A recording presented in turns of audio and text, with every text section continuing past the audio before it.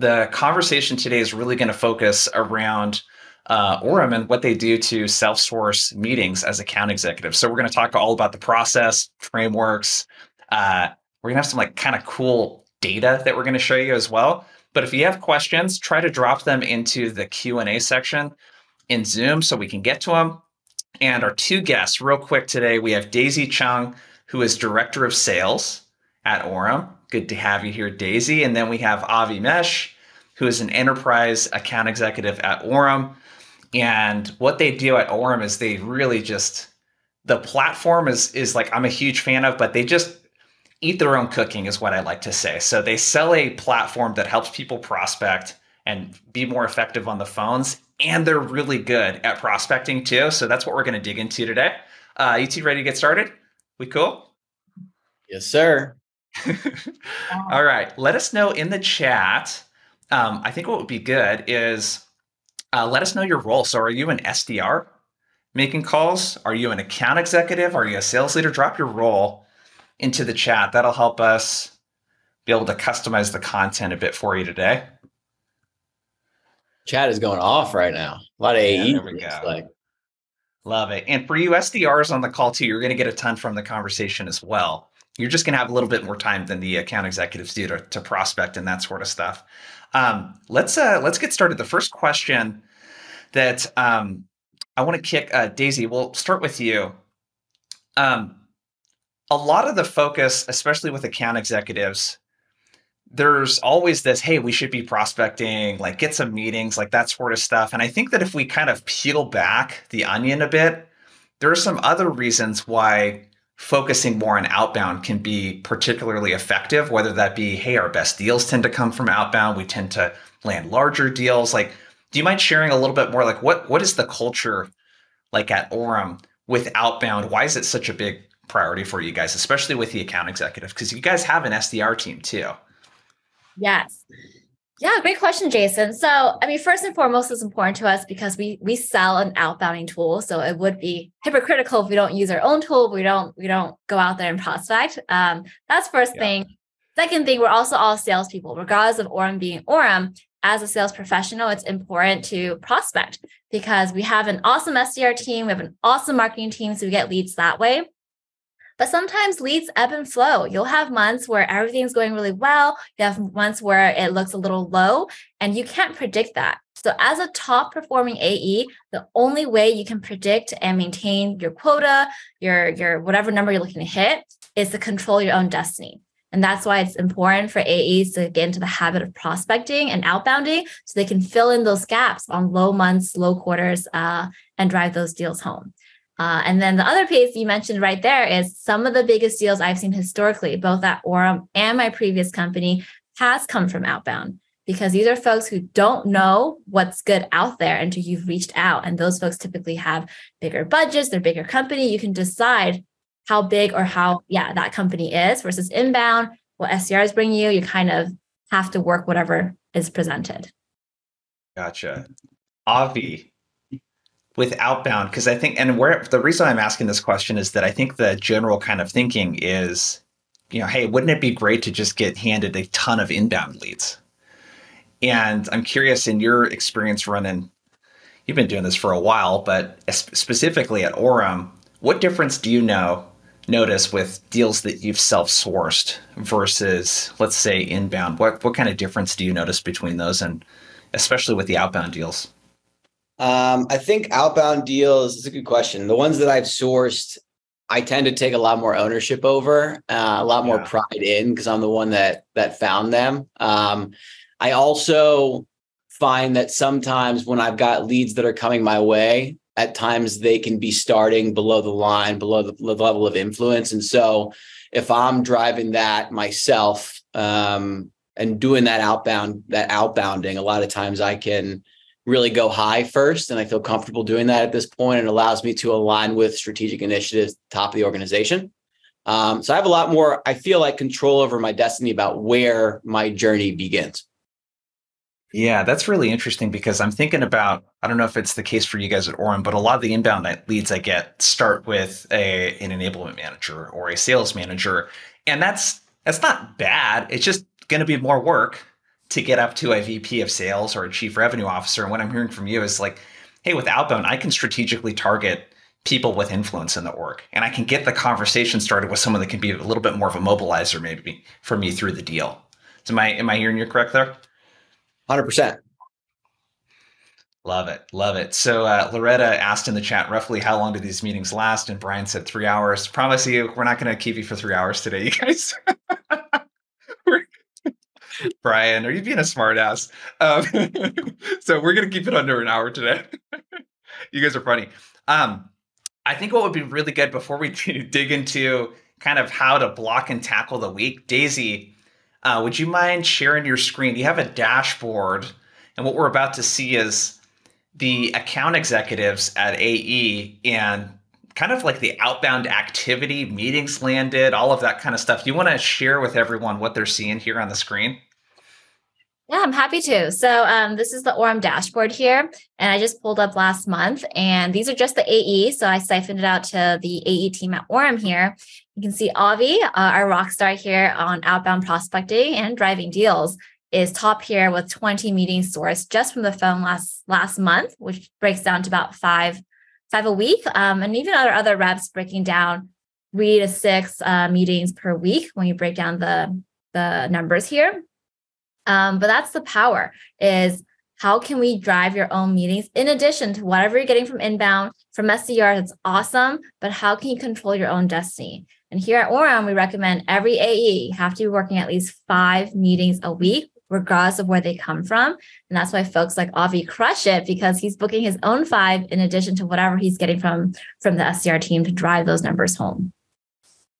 So I think one thing that really sticks out to me, let's see if I can put a little pointer on the screen if people can see it, is session time, dial time, and then talk time. Do you want to kind of walk us through the numbers that people are seeing here? I think what's really powerful is if you have something like Orum, and I know we're talking a lot about the tool right now, and I promise we'll get a lot to the tactics. It's just like, I get excited about this stuff because I think about the time investment that it takes, to get meetings. And when you're not using some sort of dialer, it can really just take a ton of time. But you want to share, Daisy, a little bit more about what we're looking at there in terms of talk time, dial time, session time, that sort of stuff, just to give people context into how much time all of this stuff takes?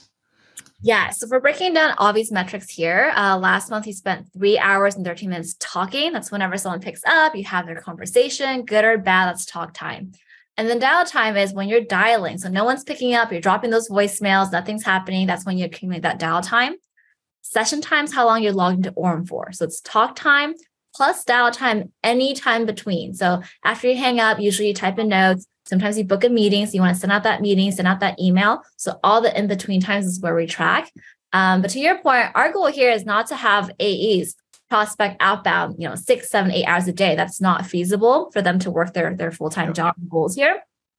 But Avi, he only spent about 30 minutes logged into Orum each day or less last month to get to this number. And that's why it's really important when we think about prospecting. It's not this multi-hour event. It's working smarter to get you those meetings and making sure you block off your mind space and focus. I think a lot of times for AEs, when you think about prospecting, your mind's running a mile a minute. You're thinking about your deals you're closing. You're thinking about, am I getting a DocuSign? Do I have to ping legal? All these things are racing through your mind. And then you have to think about prospecting. That makes it really hard. But if you just block out 15, 20, 30 minutes, an hour a day, where it's purely focused on outbound and nothing else, then you can achieve some of these, meetings that Avi and some other AEs are doing too. Yes. Okay, Avi, got a couple questions for you just based on what we're seeing here in the chat. So length of sales cycle, just, I don't know what you're allowed to share with certain stuff, but generally, just so people can kind of understand, this is an enterprise sales motion typically. I think it depends on inbound or outbound, right? Outbound, generally, you're seeing 4 to 10 months on a sales cycle, I would say. Yeah. Hopefully that's and those meetings, and those meetings that you're landing, those 20 meetings, do you want to give some context into some of these are like net new accounts, some of them are like a deal that I just started working. You want to give some context into those because I think the types of meetings are super important. One thing we talked about right before this is that prospecting doesn't stop once you get a first meeting. So some of this is prospecting within the org too, and multi-threading and that sort of stuff. But you want to give a little more context into those 20 meetings there?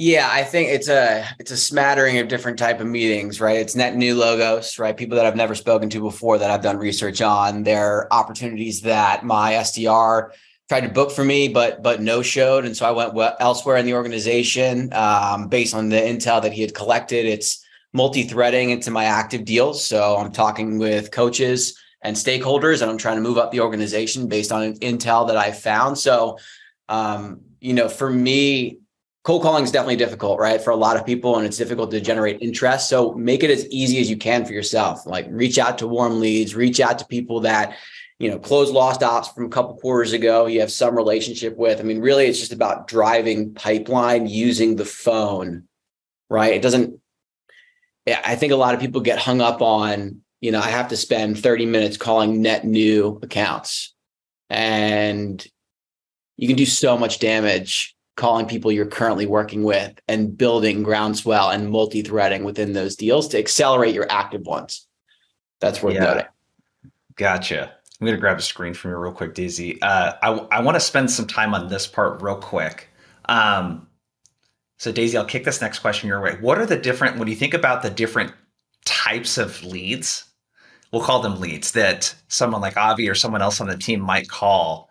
There's cold outbound, right? What you just mentioned, Avi. What are the other types of like leads or plays are you guys targeting with your outbound? Because I think this is really important for the account executives, especially on the call to hear. Yeah. So Jason, how I usually message to the team is, as an AE, your deals come first. So when you're calling or doing any type of reach out, the first thing you do every morning is focus on your deals, especially the late stage ones. And that also means picking up the phone, calling them to talk about, legal, security, grabbing multiple stakeholders, or if the DocuSign is sent, seeing where things are to propel the deal. As we know, time kills deals. So all because someone has a DocuSign sent, or also because someone gave you the verbal commitment, does not mean the deal is happening until it's signed. So that's the first call. That's the first prospecting I recommend all AEs to do.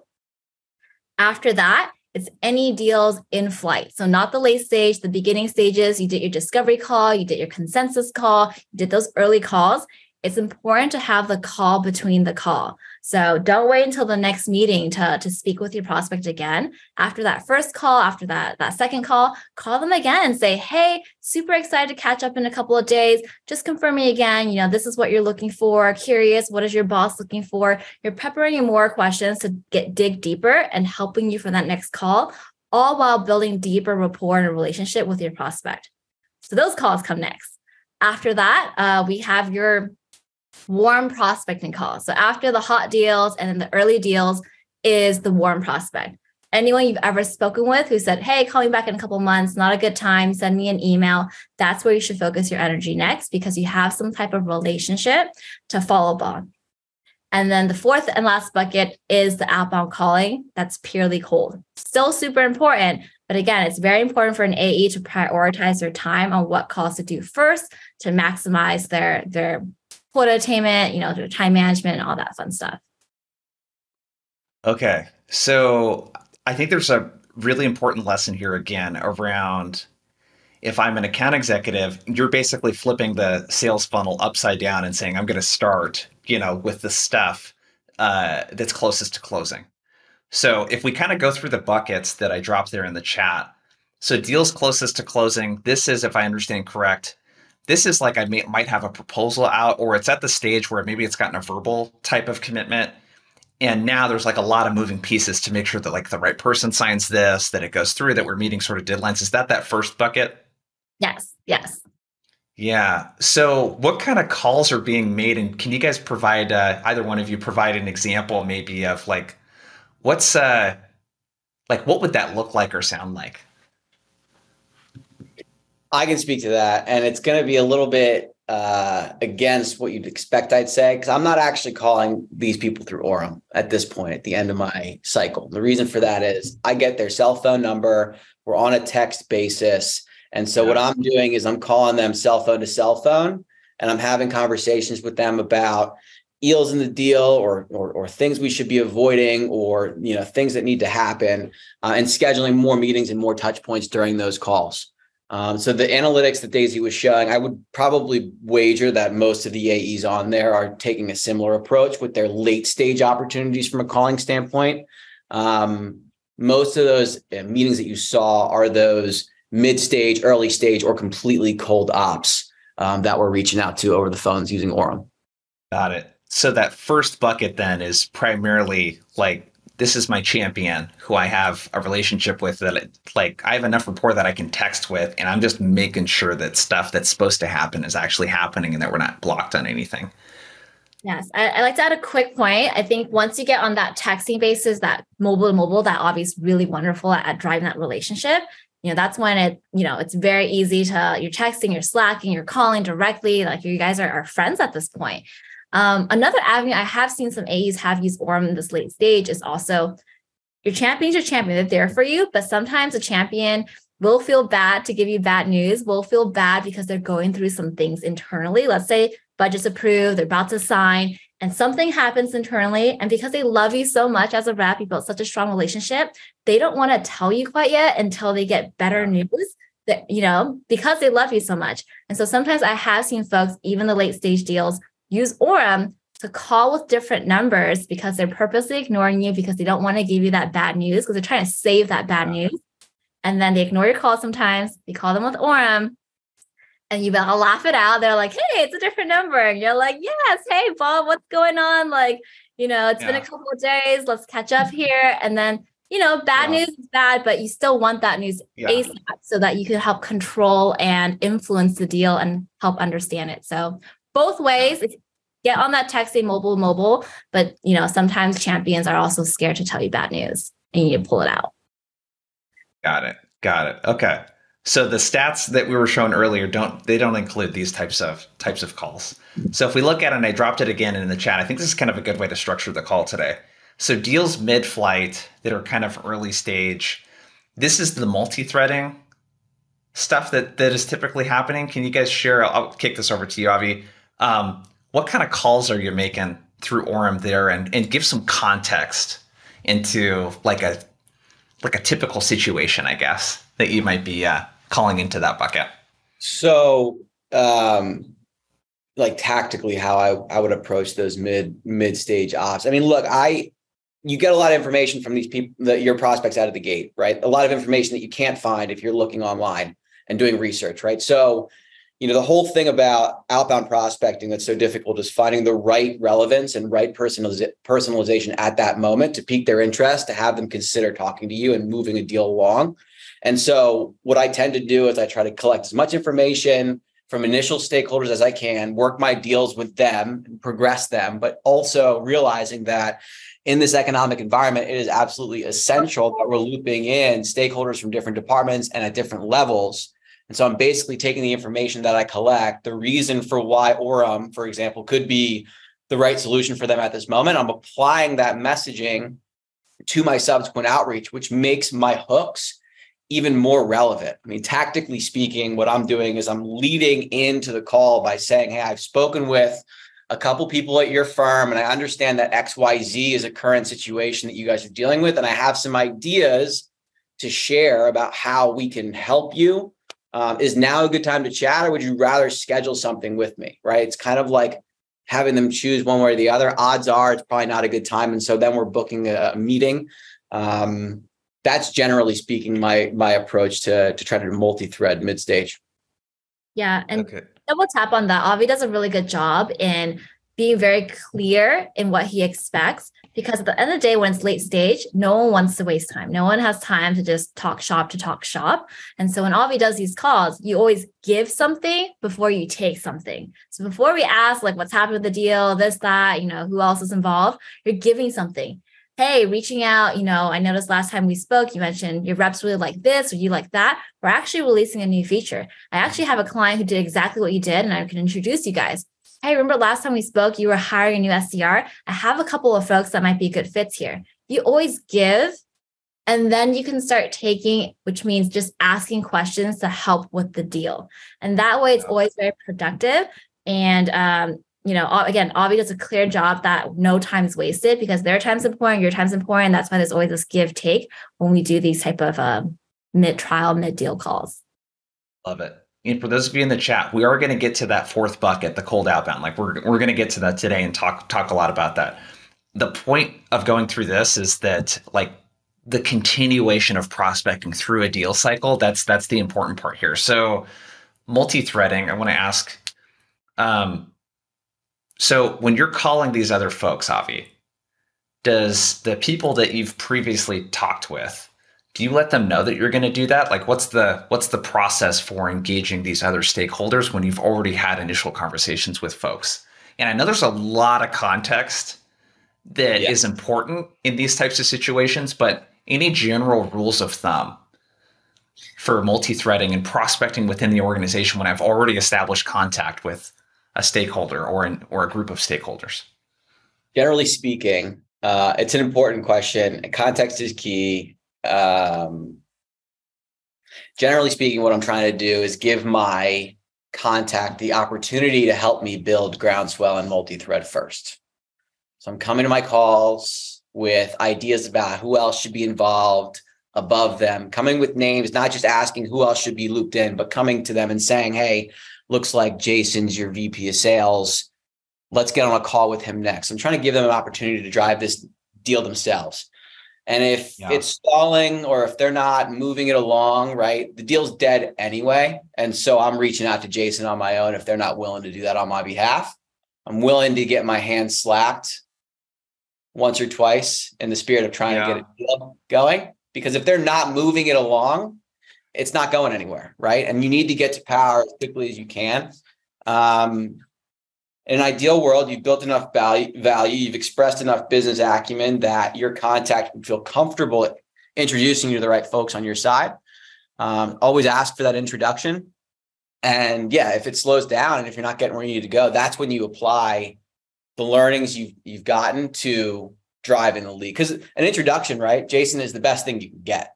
If you can get an intro to the right people, it's warm, you're copied on an email, you're scheduling calls, that's great. This is really for if it's not moving. Tactically speaking, also, I don't, when I'm reaching out to a leader, say, hey, I spoke with XYZ person and they told me this, that, and the other thing, because I don't want to burn this person and like make them feel like I'm totally going around them. Instead, my strategy is instead just to insinuate, hey, based on my research, based on discussions, it sounds like XYZ. Is that wrong? Yeah. Is that something you and I can discuss? So the bottom line here is that you're willing to go on the journey yourself. It's not option number one. Option number one is we're able to get introductions and create buy-in around additional stakeholders, but we all know that a lot of the times that's not the case. We're either talking to the wrong person or there's some sort of unwillingness to kind of share, and you're willing to go on your own. And I think an important detail there is that if you do go on your own, don't do it in a way that makes the people you've been talking to look bad. Don't drop their names in there. Like, don't create unnecessary friction. Daisy, anything when you're working with your account executives, like in this kind of bucket, the deals in flight, any other kind of pointers that you have around multi-threading and the prospecting, quote unquote, that's happening during the deal to get people involved? Anything else that you would add? Yeah. So especially when you think about enterprise prospecting too, because Avi also focuses on more of our enterprise space, it is important to, again, you want to make good use of your time, whether it's a warm call or a cold call. So I think Avi had a good point where he is letting them know, like, hey, are these people XYZ a good fit to talk to? Are he's name dropping actual people and doing the work for them? The worst case when you're doing these type of calls and you're trying multi-thread, saying, hey, who else will be involved? Or any questions? How else can I help you? You're making them do the work. But if you start giving them information, say, hey, I did some research and I know Mary here is the sales ops person. Bob here manages enablement. Who do you guys report to typically? Who runs the tool management there? They will respect that you did the work and it makes their answer easier.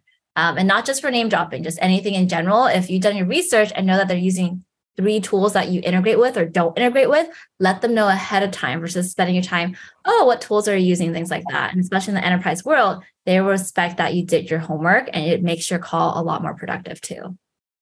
Yeah, we One thing say I just add, sorry, on top of that, that's a great point, Daisy. Coming to the call with, your research and with your recommendation, your homework's done, you're doing it for them. One thing that I've found that really helps people open up about exactly who I need to get involved, and it's such a small thing, is just get their pictures off LinkedIn and put it on a slide, and you share your screen and you show the pictures, the names, the titles of the people who you expect, decision makers, executive sponsors, financial sign off, whatever you think it is.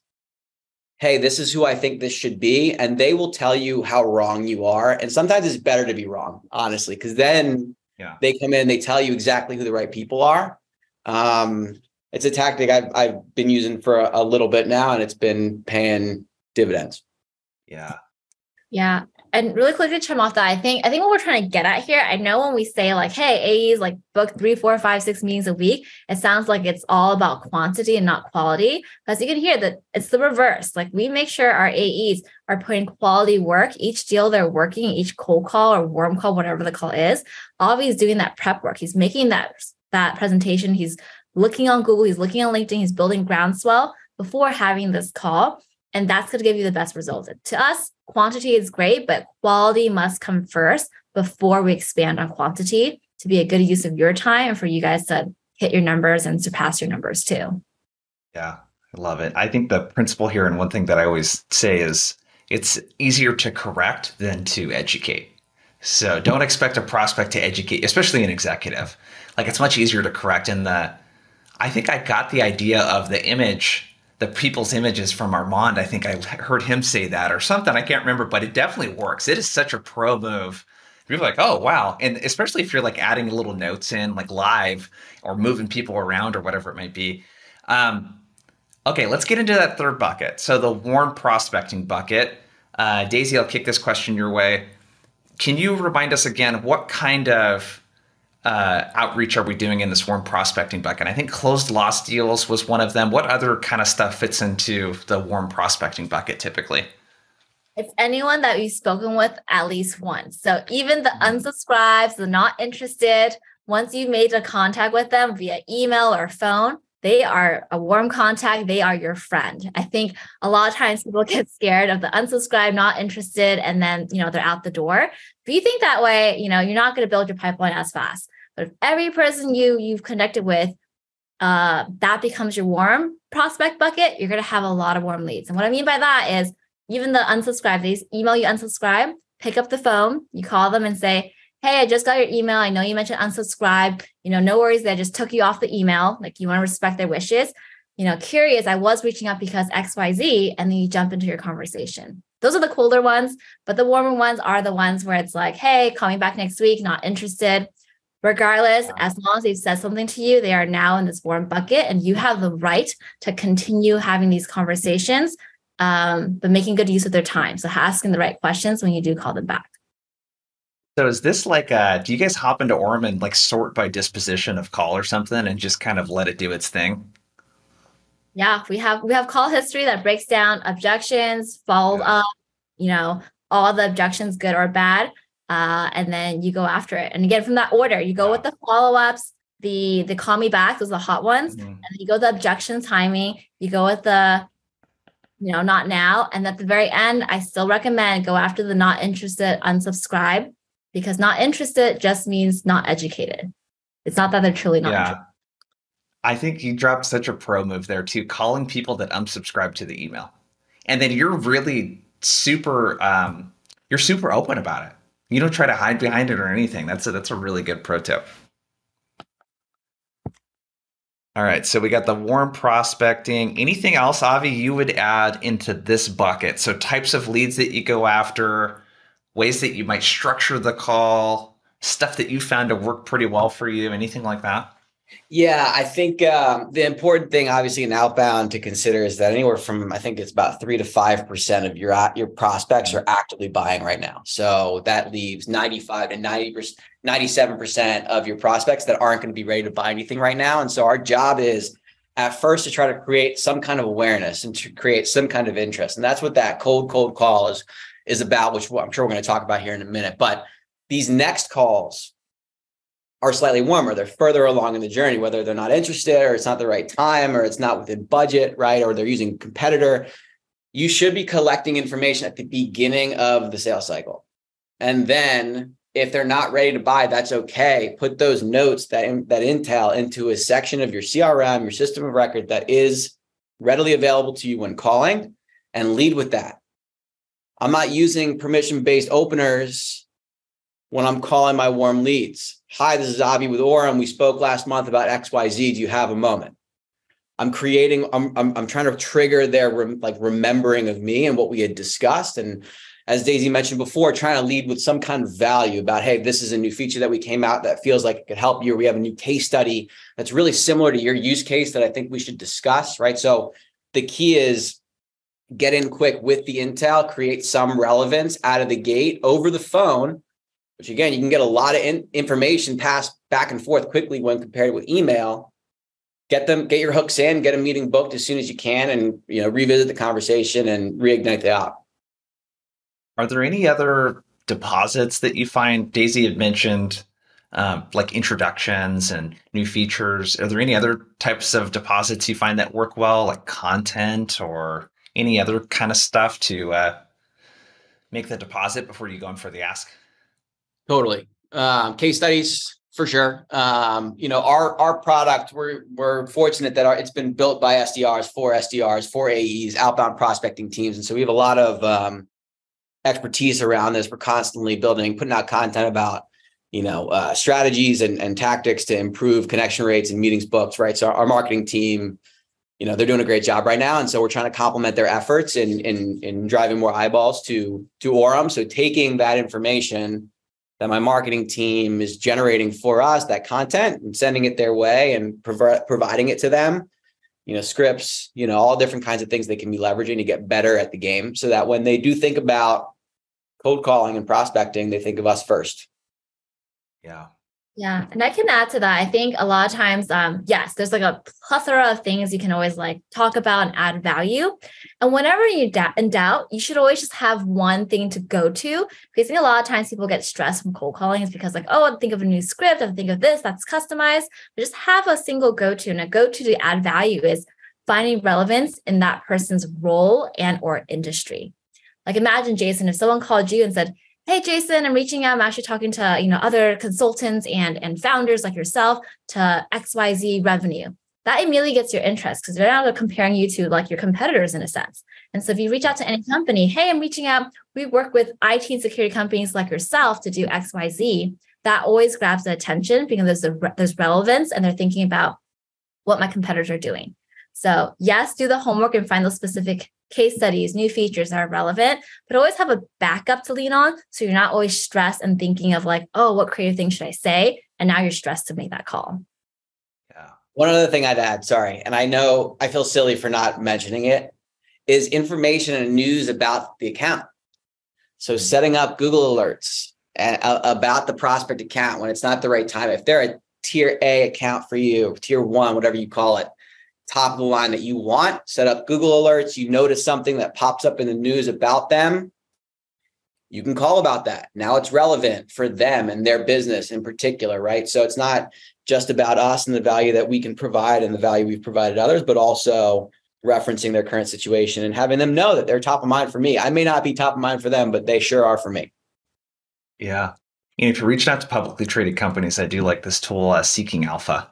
Mm-hmm. I don't know if anyone here has used it before, but there's some really great stuff they pull from quarterly transcripts and that kind of stuff.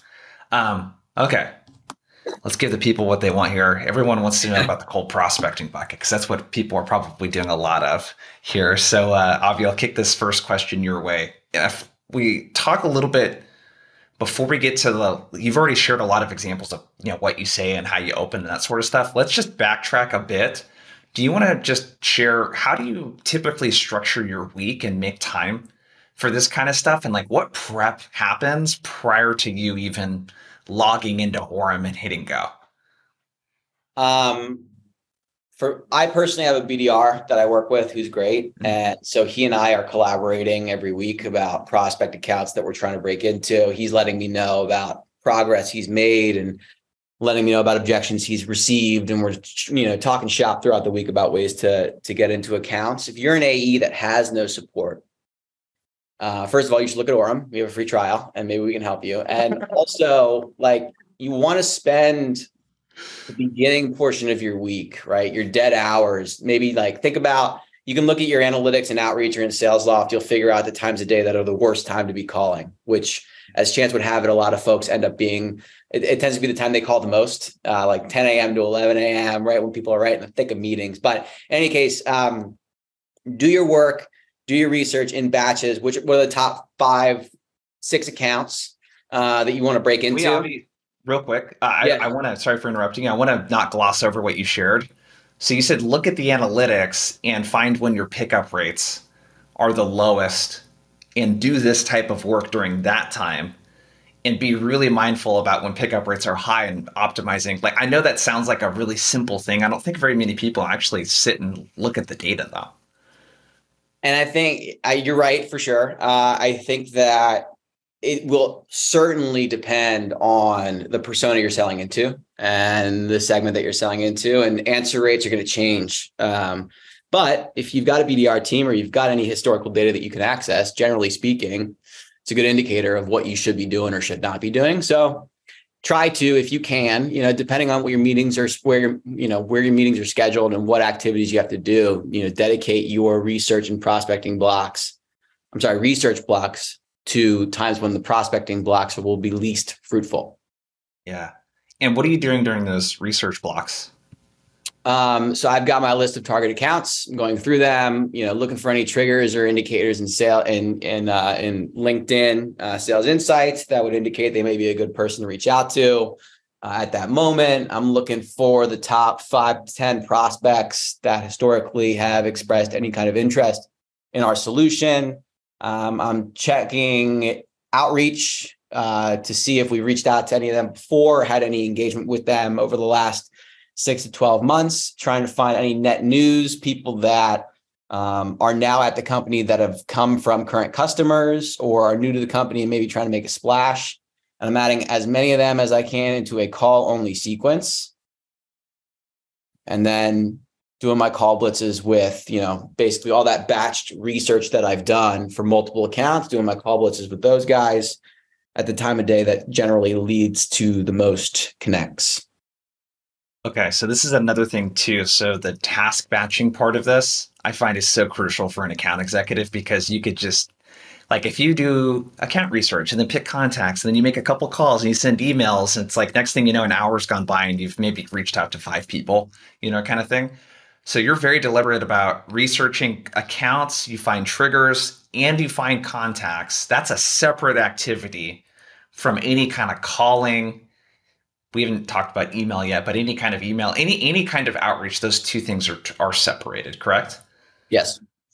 Gotcha. Okay, I think it's super important. Go ahead, Daisy. Looks like you're going to say something. I was going to say, and when you do all that work, which is really important, put that in your CRM. I cannot tell you enough times where I see reps are doing that right before the call, and then you do the call, and if they don't pick up, you do that research again the next time they call. So all that in-depth research, please be sure to put that in your CRM and your notes. And that way you do that one time, all that hard work. And every time you call, you know exactly what to say to propel a strong conversation. So that's another great point too, where it's like kind of like touch it once. Don't do the same activity over and over again, where it's like I researched someone 2 weeks ago and now I got to refresh my mind and do it all over again, versus looking at a field in Orum or Outreach or Salesforce or whatever you got to do. Okay. So Daisy, I'll kick this next question your way. When it comes to the planning, is there anything else that are guidelines that you provide for the rest of your team in terms of how to structure your week, when to do stuff, pitfalls that you've seen in your career, anything like that you would add?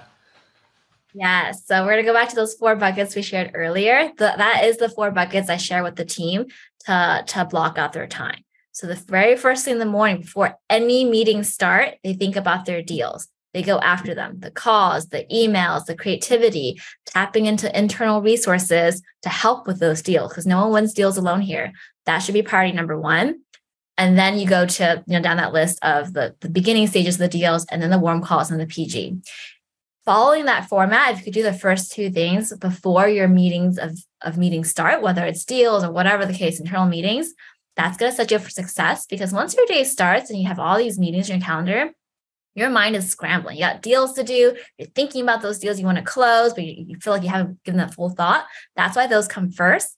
And then you go through the meetings, and then you want to make sure you block off some time for that pipe warm and cold call. Because by the time you do that, it's closer probably to your end of day or you have beginning of the day.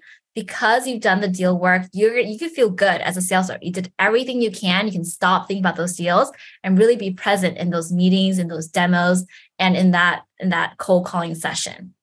And that's going to give you the best satisfaction day in, day out, because you've done everything you could. You prioritize those deals where you can focus on pipeline. And when you prioritize those deals, you'll either hear good news. People will say, yep, send the contract. I want to move forward. You're super happy. And then you feel good. So when you're doing your cold calls, you're just a happy person. And worst case, they give you bad news. They go, sorry, your deal's not going to happen. We can't sign. We've got to slash your deal in half. Yes, you're bummed. Absorb those meetings.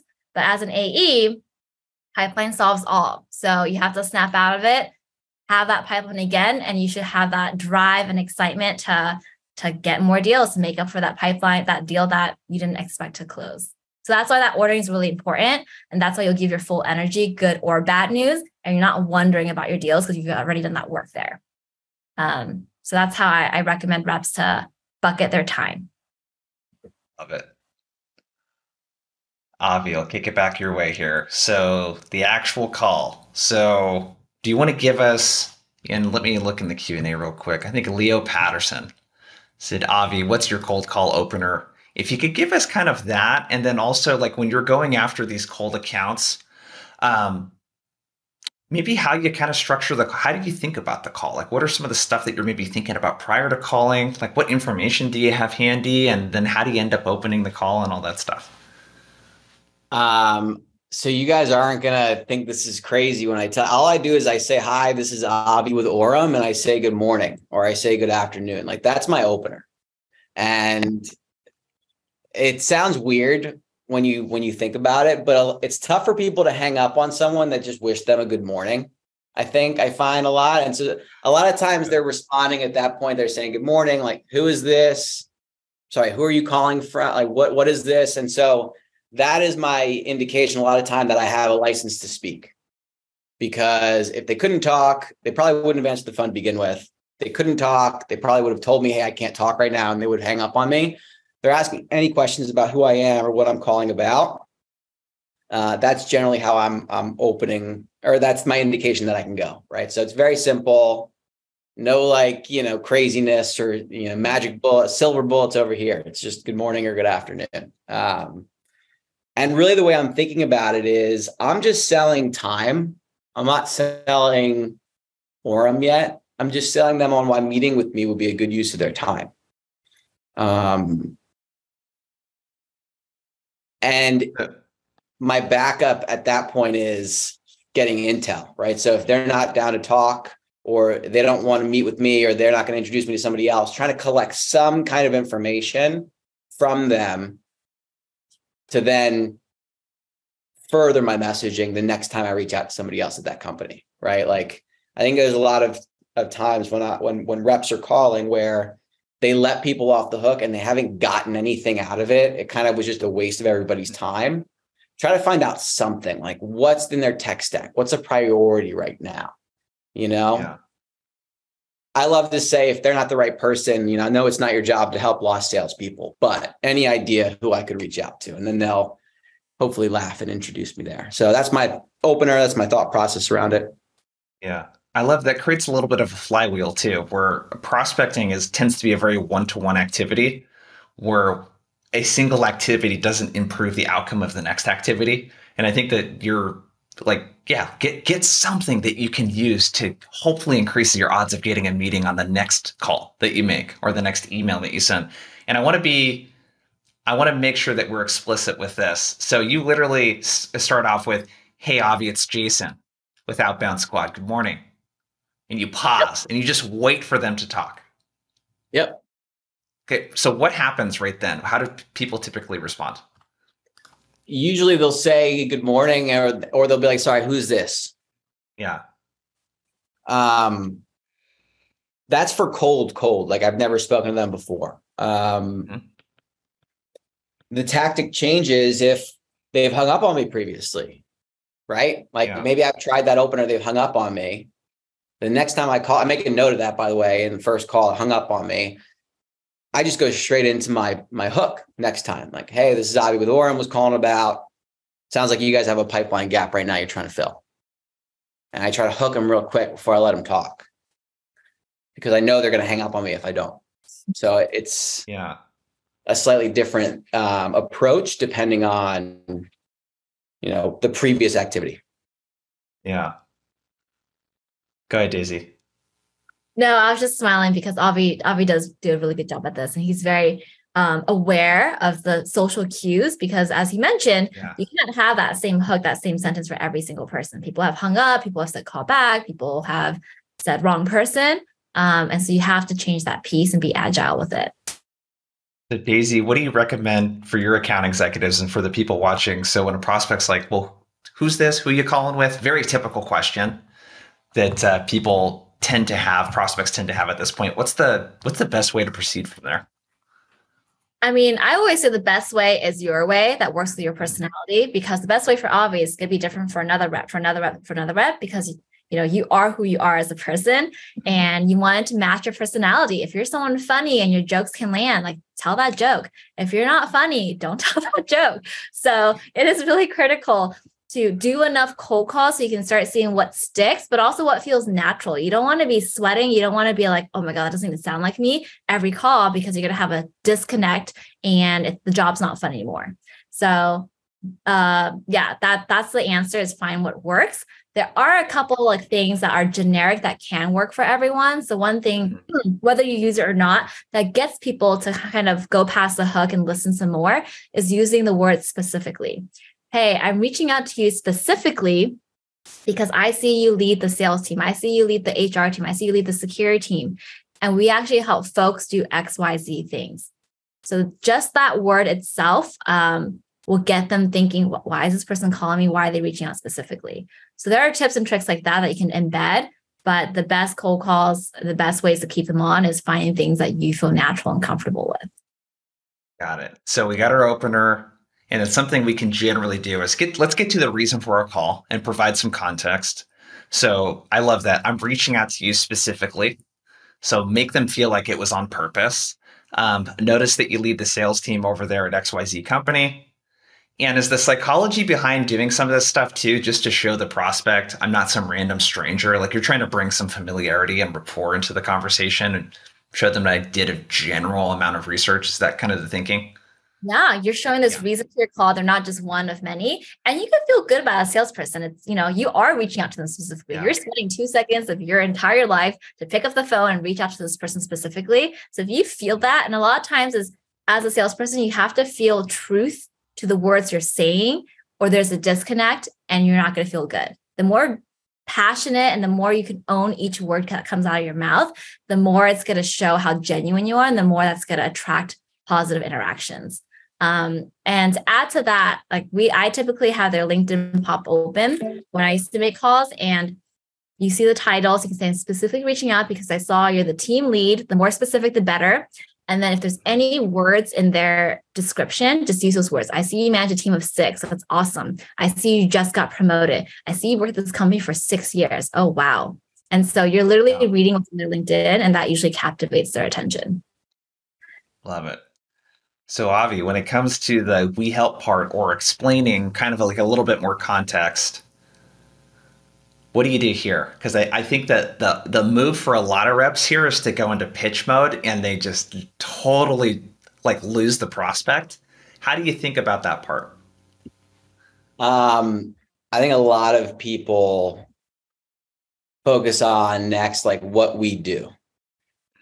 This is what we do, right? Like, you're pitching now, like you said.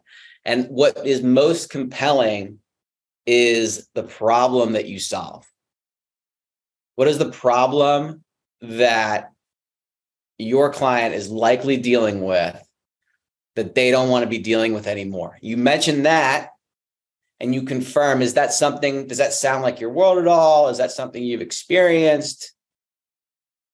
And when you get that confirmation, then it's like, okay, cool. So, to Daisy's point, the reason why I was reaching out to you specifically about this is I saw that you're XYZ, Orum helps do this. Would you be opposed to seeing if we could help you guys out as well? Like we've helped other companies before. Maybe drop a case study or a tidbit like that. So it's problem first.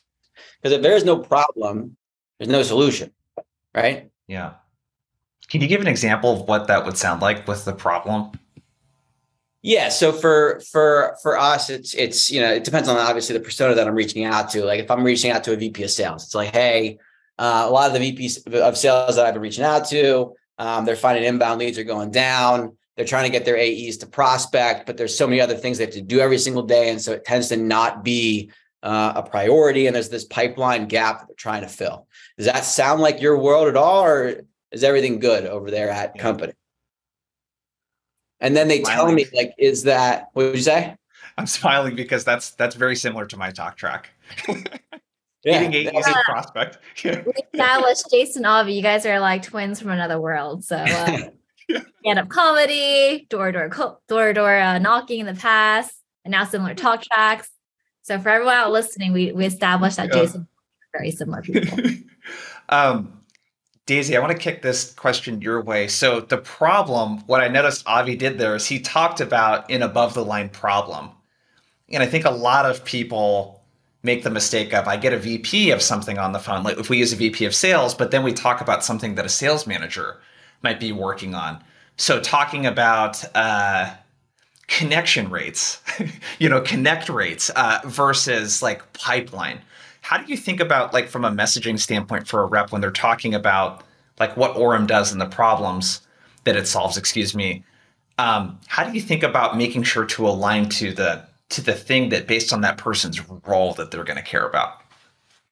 Yeah. So this comes from coaching and training for management, because if you don't know the different levels that you're reaching out to and what they care about, then you're going to fumble your words. You're going to go back to the beginning, which you're going to go back to core talk track, which is typically aimed at managers or reps, which in Orum's world or any person selling to sales is like, oh, we can drive more activity, we can drive more dials.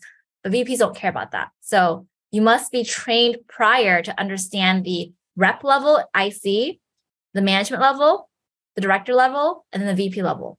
And to be honest, from there, you got to break down the different segments too, because there's that industry or that department you reach out to, that's your core department.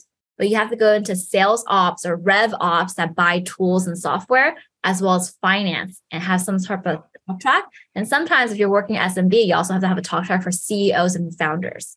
So being trained on knowing what each person cares about as a broad level, doing batting cages and practice with your management team, with your peers to get enough at bats. And then you go out there. You're going to make a mistake. You're going to jumble around. But then once you kind of get a framework, you're going to be able to speak to each person.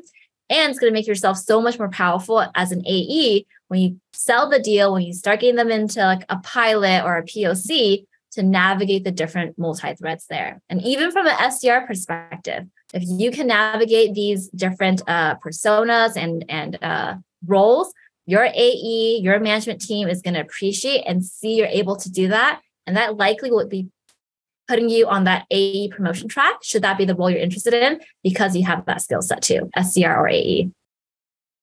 Love it.